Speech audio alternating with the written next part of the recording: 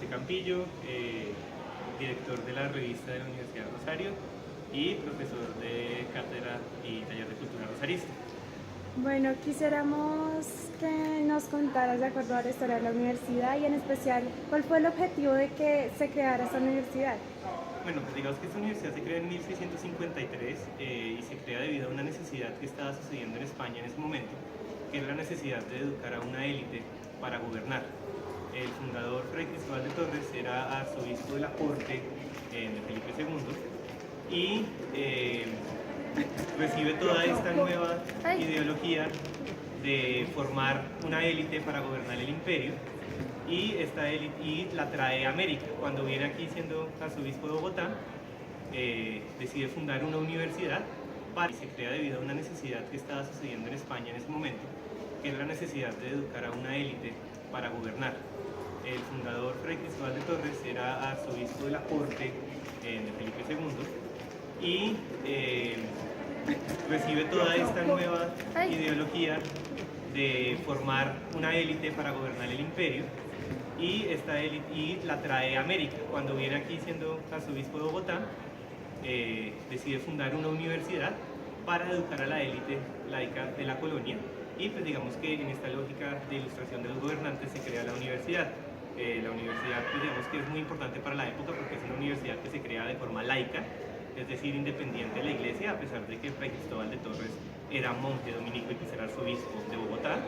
Y pues digamos que esto le da a la universidad una libertad que otras universidades no tenían con respecto a la iglesia católica.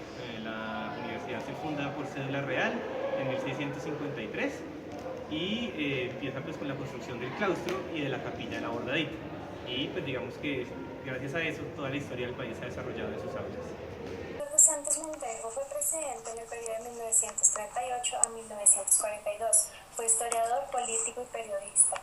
Nació en Bogotá el 28 de agosto de 1888 y murió el 27 de marzo de 1974 en la misma ciudad. Su abuelo fue hermano de la heroína de la independencia, Antonia Santos. Su padre era Francisco Santos Galvis, un prestigioso abogado santandereano, y su madre, la dama boyacense Leopoldina Montero. Su padre murió en 1900 y dejó una gran fortuna para que sus hijos pudieran aprovecharla y vivir cómodamente, educarse en los mejores colegios capitalinos y en las universidades europeas. En este caso, Eduardo Santos Montejo comenzó sus estudios en el Colegio de Nuestra Señora del Rosario en Derecho y obtuvo el título de esta misma en Ciencias Políticas en la Universidad Nacional en 1908. Durante la presidencia del general Rafael Reyes Prieto, hubo un cambio con respecto a la Facultad de Jurisprudencia y esta fue después trasladada a la Universidad Nacional. ¿Por qué se produjo este cambio? ¿Cuál fue su consecuencia? Bueno, digamos que en esta época y durante el siglo XIX hubo una discusión muy grande sobre si la Universidad del Rosario debería ser pública, si debería ser parte del Estado. Como ustedes saben, existe una figura que se llama el patronazgo, que es que el rey es el patrono de la universidad y cuando nos independizamos y nos hicimos una república independiente, esa figura pasó al presidente de la república. Entonces durante la república aquí se discutió mucho sobre si la Universidad del Rosario debía volverse una universidad pública y por eso durante la presidencia de Rafael Reyes la Facultad de Jurisprudencia pasó a la Universidad Nacional, bajo esa lógica de hacer una universidad pública. En esa época, pues digamos que la Facultad de Jurisprudencia era la facultad más importante de la universidad, entonces pues básicamente las cátedras más importantes del Rosario pasaron a la Nacional.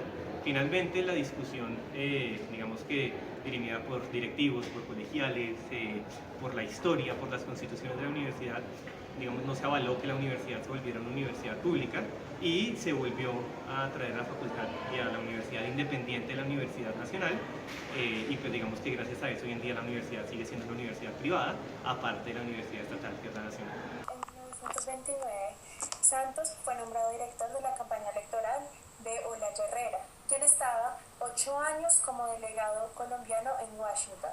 Olaya Herrera fue elegido por una gran mayoría en 1930.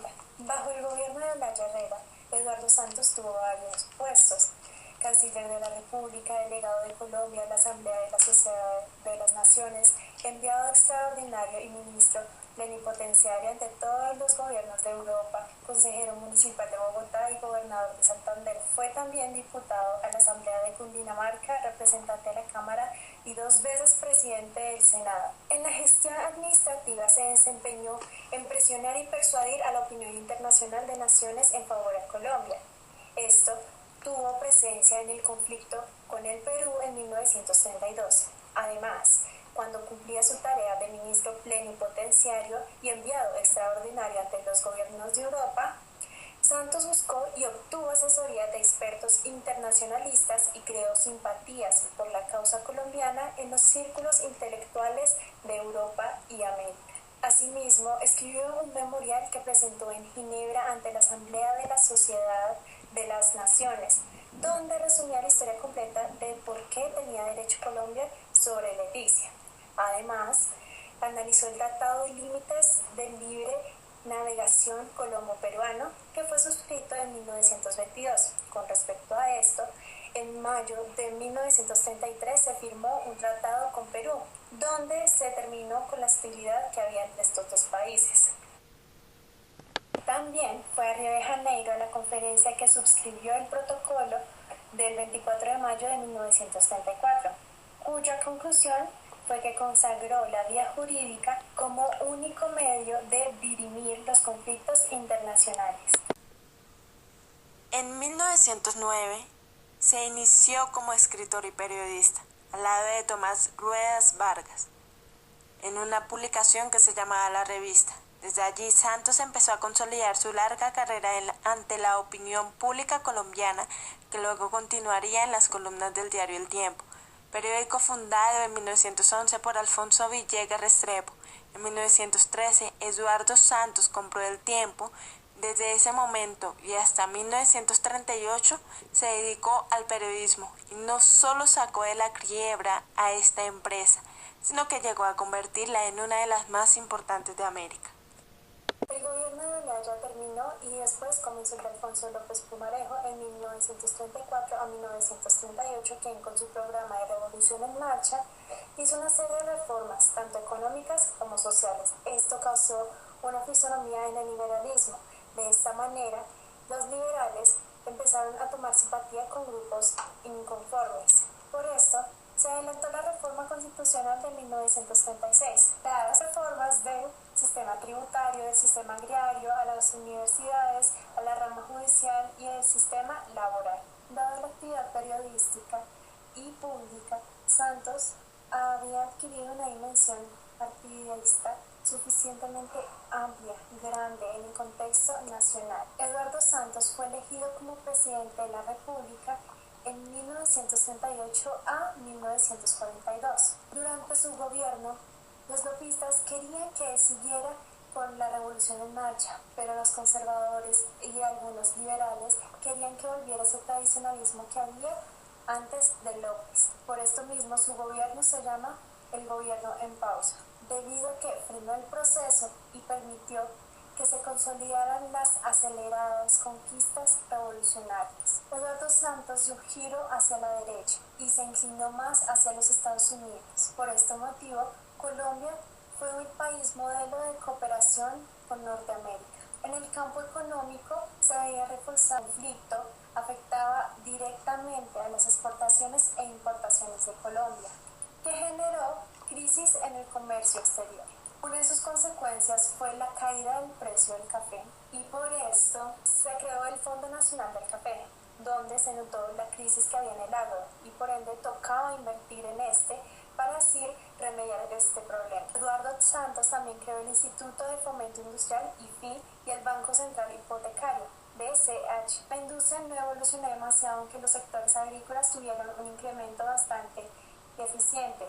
Aún así, el Estado tuvo evidencia en los subsidios concedidos, los gravámenes y los aranceles fijados a los cupos y permisos de exportación. Realizó la unificación de la deuda interna, la reanudación del pago de intereses por la externa, la adopción de un préstamo de una entidad bancaria norteamericana, la devaluación del peso, la fundación del Instituto de Crédito Territorial ICT, hoy INURBE, el establecimiento de descanso dominical y festivo remunerado, la creación debido a la Segunda Guerra Mundial, el Consejo de Comités de Conciliación y Arbitramiento para los conflictos obrero-patronales y la organización del Ministerio del Trabajo, la creación del Instituto de Fomento Industrial.